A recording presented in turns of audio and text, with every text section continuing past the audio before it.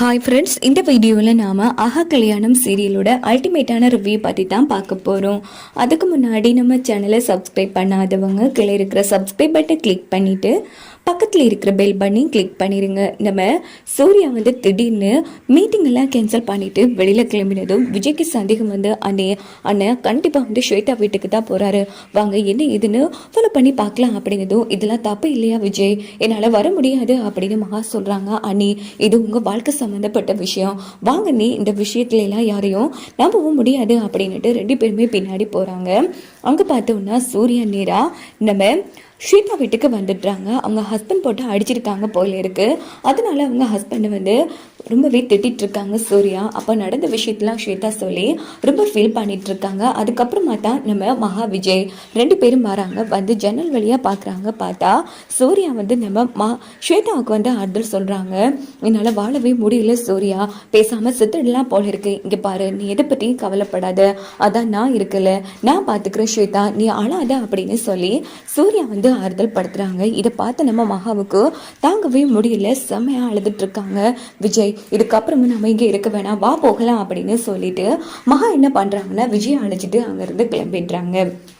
இந்த பக்கம் பார்த்தோன்னா அண்ணி ஏன் அண்ணி இழுத்துட்டு வந்துட்டீங்க, இதுக்கப்புறமும் என்ன விஜய் இருக்கு பார்க்க, அதனால நாம போகலாம் வா அப்படின்னு சொல்லிட்டு விஜய் மகாவை கிளம்புறாங்க. அண்ணி ஏதோ தப்பா இருக்கா அண்ணி, நீங்களும் என்ன பார்க்க விடலை, என்ன இதுன்னு முழுசா பார்த்துக்கலாம்ல, கண்டிப்பா அண்ணன் வந்து தப்பு பண்ணாது, ஆனா இது ஒரு காரணம் இருக்கா அண்ணி, இங்க பாரு இந்த விஷயத்தை பற்றி அண்ணன் என்கிட்ட ஒரு வார்த்தை கூட சொல்லல விஜய், ஆனா இப்படி திருட்டுத்தனமெல்லாம் வந்து ஆறுதல் சொல்ற அளவுக்கு அவன் யாரு, இங்க பாருங்க கட்டின பொண்டாட்டியாட்ட பேசிட்டு இருக்காரு, இன்னைக்கு வரட்டும் அப்படின்னு செம காண்டாயிட்டு மகா அங்கிருந்து கிளம்பிடுறாங்க. அதுக்கப்புறமா என்ன நடக்குதுன்னா நம்ம மகா வந்து நேராக வீட்டுக்கு வராங்க. வீட்டுக்கு வந்து வராததுமா மகா, என்ன மகா நீ பாட்டுக்கு வார போற, ஆமா உன் மனசுல என்ன நினைச்சிட்டு இருக்க, பெரிய மகாராணி ஆட்டோன்னு நினைக்கிறேன், இங்க பாரு நீ ஆஃபீஸ் போறதே இந்த வீட்டில் இருக்கிற யாருக்கும் சுத்தமா பிடிக்க இல்லை அப்படின்னதும் அப்படின்னு பார்த்து ராஜலட்சுமி வந்து காயத்ரி உனக்கு என்ன பிரச்சனை, மகா வந்து ஆஃபீஸ்க்கு போறதா அவங்க எல்லாருக்கும் பிரச்சனையா, இங்க பாரு அதான் பொறுப்பெல்லாம் உங்ககிட்ட கொடுத்தாச்சுல, அவங்க பொறுப்பை ஒழுங்கா பண்ண வேண்டியதுதானே அப்படின்னதும் உடனே காயத்ரி வந்து செம டென்ஷன் ஆகுறாங்க. ஓஹோ அப்படியா, எல்லா பொறுப்பையும் கொடுத்துட்டீங்களா, சரி இன்னும் நிறைய பொறுப்புகள் இருக்குக்கா நீங்க கொடுக்க வேண்டியிருக்கு அப்படின்னதும் நம்ம ராஜலட்சுமி நீ போ மகா போய் ஃப்ரெஷ் ஆகு அப்படின்னதும் மகா வந்து சூர்யாவே நினைச்சிட்டு இருக்காங்க. இந்த பக்கம் ராஜலட்சுமியும் மளிகை ஜாமான்களுக்கெல்லாம் பில் போட்டுட்டு நேரா பாட்டுக்கிட்ட சொல்லிட்டு இருக்கும்போது இந்த பக்கம் சித்ரா வந்து உசுப்பேத்தி விடுறாங்க. இங்க பாருங்க இப்போ எல்லா பொறுப்பையும் கொடுத்துன்னு சொல்லிட்டு இருக்காங்க, ஆனா இப்போ வரைக்கும் சாவி வந்து அவங்க இடுப்புல தானே இருக்கு அப்படின்னு காயத்ரியும் சித்ராவும் சொன்னதும் ராஜலட்சுமி செம்ம டென்ஷன் ஆகுறாங்க. எல்லா பொறுப்பும் எல்லா கடமைகள் எல்லாத்தையும் விட்டு கொடுத்ததா சொல்லிட்டு எப்படி சாவியை மட்டும் வச்சிருக்கலாம் அப்படின்னதும் ஆமா நீங்க சொல்றது சரிதான் சித்ரா, நான் முடிவு பண்ணிட்டேன், இந்த கொத்து சாவியை கொடுக்கலான்னு முடிவு பண்ணிட்டேன் அப்படின்னதும் கண்டிப்பா அனாமிகா கையில தான் வரும், இல்லைன்னா நம்ம கைக்கு வரும் அப்படின்னு சித்ரா செம்ம ஹாப்பி ஆகுறாங்க. அப்புறம் என்ன இப்பவே கொடுத்துட வேண்டியதுதான் அப்படின்னுட்டு ஒட்டுமொத்த பேரையும் கூப்பிடுறாங்க. அப்ப நம்ம மகாவும் வராங்க. அத்தை சொல்லுங்க அத்தை, இங்க பாருங்க எத்தனை நாளைக்கு தான் நான் ஒருத்தி இந்த வீட்டு பொறுப்பு எல்லாத்தையும் ஏற்றுக்கொண்டு நடத்துறது, அதான் இப்போ எல்லா பொறுப்பையும் நான் ஒருத்தங்க கிட்ட ஒப்படைக்க போறேன், எனக்கு சார்பா அவங்க தான் இனி நல்லபடியா பார்த்துக்கணும் இந்த வீட்டை அப்படின்னதும் நம்ம சித்ரா டீம் வந்து செம ஹாப்பியாகிறாங்க. உடனே இந்த மகா இனிமேல் இந்த கொத்து சாவி உங்ககிட்ட தான் இருக்கணும் அப்படின்னதும் அனாமிகா முகத்துல ஆடலனே சொல்லலாம். செம டென்ஷன் ஆகுறாங்க அந்த இடத்துல. அக்கா என்ன பண்ணிட்டு இருக்கீங்க, நீங்க தானே சொன்னீங்க வீட்டு பொறுப்பு மட்டும் எதுக்கு என்கிட்ட இருக்கணும்னு, அதான் எனக்கு மகா தான் இந்த வீட்டு பொறுப்பை நல்லா பார்த்து வழி நடத்துவாங்கிற நம்பிக்கை இருக்கு, அதனாலதான் இந்த கொத்து சாவி மகா கிட்ட இருக்கிறது தான் நல்லது, என்ன மகா பாக்குற வாங்கிக்கோ அப்படின்னதும் ஐயோ அத்தை வீட்டுல இவ்வளவு பெரியவங்க இருக்கும்போது என்கிட்ட நீங்க கொத்து சாவி கொடுக்கறது பிரச்சனை ஆயிடுதா, அதெல்லாம் வேணாம் அத்தை, எப்பவும் போல நீங்களே இந்த வீட்டை பார்த்துக்கோங்க அத்தை, அதுக்கு தகுதியான ஆளும் நீங்க தான் அப்படின்னு சொன்னதும் இங்க பாரு மகா நான் சொல்றேன்ல இப்ப வாங்க போறியா இல்லையா, இங்க பாருமா ராஜலட்சுமி சொல்றது சரிதான்,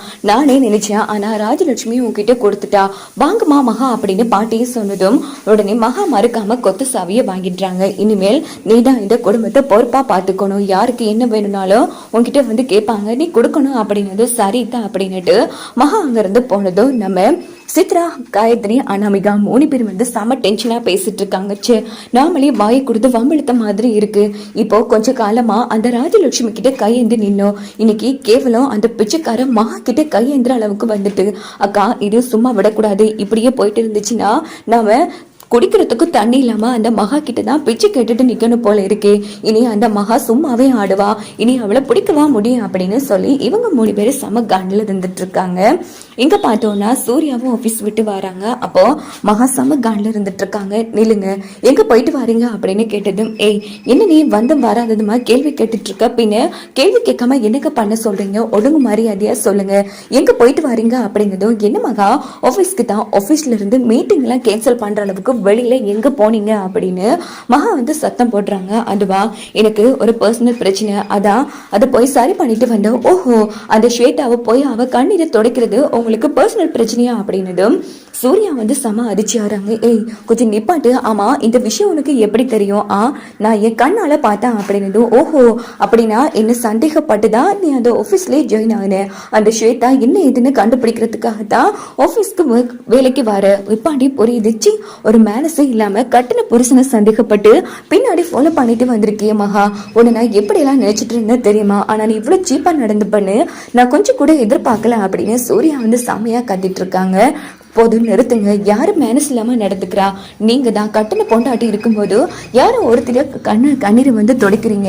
எங்க அவ்வளவு பெரிய பிரச்சனையா இருந்தாலும் நீங்க பொண்டாட்டி கிட்ட சொல்லித்தானே ஆகணும். அது என்னங்க எல்லா மீட்டிங்கையும் கேன்சல் பண்ணிட்டு திருட்டுத்தனமா அவ விட்டு போற அளவுக்கு அவ அவ்வளவு பெரிய முக்கியமான ஆளா அவங்களுக்கு அப்படின்னு மகா வந்து பயங்கரமா கத்திட்டு இருக்காங்க. ஆமா, அவ எனக்கு முக்கியமான ஆளு தான், என்ன பண்ண போறேன், இங்க பாரு எல்லா விஷயத்தையும் உங்ககிட்ட சொல்லிட்டு இருக்கணுங்கிற அவசியம் எனக்கு கிடையாது மகா. இங்க பாரு, என்னோட பர்சனல் விஷயத்துல தேவையில்லாம நீ மூக்க நுழைக்காத, அவ்வளவுதான், நான் வேற மாதிரி நடந்துக்க வேண்டியதா இருக்கும் அப்படின்னு சூர்யாவும் டென்ஷன் ஆகி கத்திட்டு இருக்காங்க. ஓஹோ, இப்போ அந்த அளவுக்கு வந்துருச்சா? அப்படின்னா என்னை விட உங்களுக்கு அந்த ஸ்வேதா முக்கியமா போயிட்டாலே. இங்க பாருங்க, நான் ஒன்றும் சந்தேகப்படலைங்க, விஜய் கூப்பிட்டாரு, அப்ப கூட நான் ஏழான்னு தான் சொன்னேன், இருந்தாலும் மனசு கேட்காம தப்பா நீங்க பண்ண மாட்டீங்கன்னு தான் வந்தேன்.